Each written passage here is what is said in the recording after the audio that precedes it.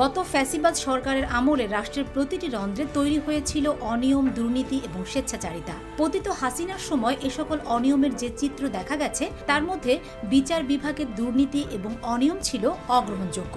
দেশে বিচারহীনতার সংস্কৃতি তৈরি করা সহ দুরব্যবস্থা সৃষ্টি করা হয়েছে রাষ্ট্রের প্রতিটি স্তরে। এ সময় বিচার বিভাগের মধ্যে কিছু বিচারপতি ছিল যারা স্বৈরশাসক শেখ হাসিনার আজ্ঞাবহ হিসেবে মন গড়া রায় দিয়ে স্বৈরাচার বৃত্তির পথকে সুগম করেছেন। বর্তমানে নতুন পথে চলা বাংলাদেশে বিচারের মুখোমুখি হয়েছেন এসব বিচারপতিরা। তাদের কর্মকাণ্ডের তদন্ত শেষ করেছেন সুপ্রিম জুডিশিয়াল কাউন্সিল। ইতোমধ্যে তাদের তদন্তের রিপোর্ট রাষ্ট্রপতির কাছে পাঠানো হয়েছে। ফ্যাসিবাদ সরকারের সময় বিচারপতি মানিকের বিচার কার্য 2 দশক ধরে নানা বিতর্ক জন্ম দিয়েছে, যা দেশের মানুষ এখনো ভুলতে পারেনি। সাবেক এই বিচারপতির বিতর্কিত সব রায়ে বহুবার বিব্রত হয়েছেন স্বয়ং আদালত নিজেই।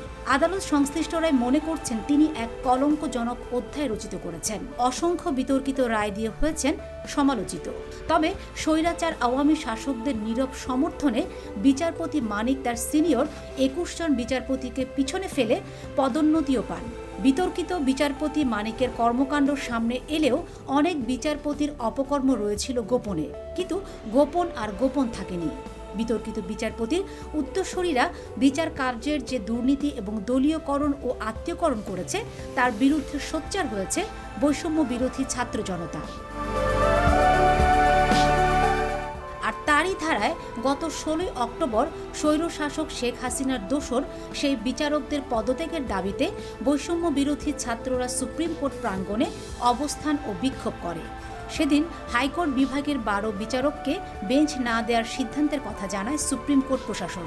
সেই বিচারকরা এখন বিচার কাজের বাইরে এবং ছুটিতে আছেন। নিয়ম অনুযায়ী রাষ্ট্রপতি এখন সুপ্রিম জুডিশিয়াল কাউন্সিলের সুপারিশ বাস্তবায়ন করবেন।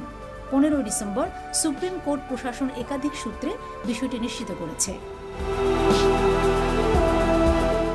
Fatema Shilu, GTV news.